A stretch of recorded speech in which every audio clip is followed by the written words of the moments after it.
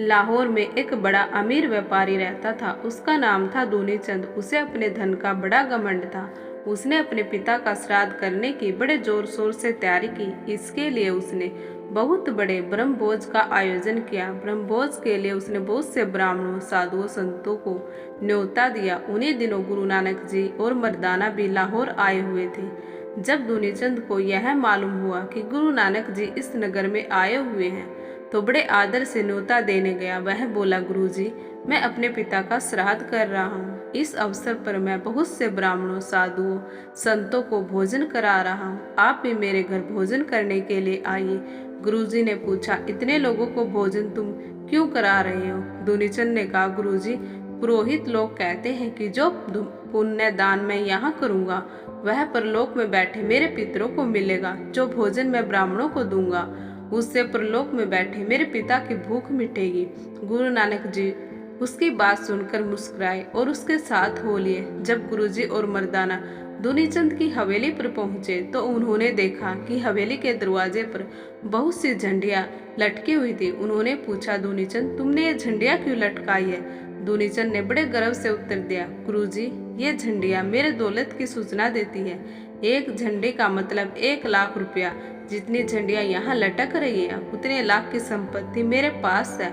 उसकी बात सुनकर गुरुजी फिर मुस्कुराए। जब श्राद्ध का आयोजन समाप्त हो गया और गुरुजी तथा मर्दाना सेठ दूनीचंद से विदा लेने लगे तो गुरुजी ने उनसे कहा, दूनीचंद, मैं तुम्हारे पास अपनी एक धरोहर रखना चाहता हूँ। मैं तुम्हें अपनी एक सुई देता हूँ। यह मुझे बहुत प्रिय है। इसे तुम अपने पास संभाल कर रख लो। जब तुम और मैं परलोक पहुँच जाएंगे तो वहाँ मैं यह सुई तुमसे वापस ले लूंगा। उनकी बात सुनकर दूनीचंद बड़ा चकराया। वह सोचने लगा, परलोक में तो साथ में कुछ नहीं ले जा सकता, फिर यह सुई मैं कैसे ले जाऊंगा? वह बोला, गुरुजी, आपकी बात मेरी समझ में नहीं आई।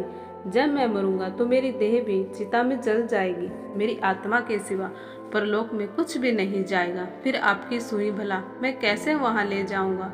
देखो, अभी तुम कह रहे थे कि जो भोजन तुम वहां पुरोहित को खिला रहे हो वह परलोक में तुम्हारे पिता के पास पहुंच जाएगा। जी गुरुजी, दूनीचंद बोला। गुरुजी ने कहा, जब एक छोटी सी सुई परलोक नहीं जा सकती तब इतना भोजन परलोक में बैठे तुम्हारे पिता को कैसे मिलेगा? गुरुजी ने उसे समझाते हुए कहा, मेरे भाई, भूखों को भोजन कराना, गरीबों की सेवा करना बहुत अच्छी बात है, परंतु पुरोहितों को इस उम्मीद से भोजन कराना कि वह तुम्हारे पितरों के पास पहुंचेगा, निरा भ्रम और अंधविश्वास है।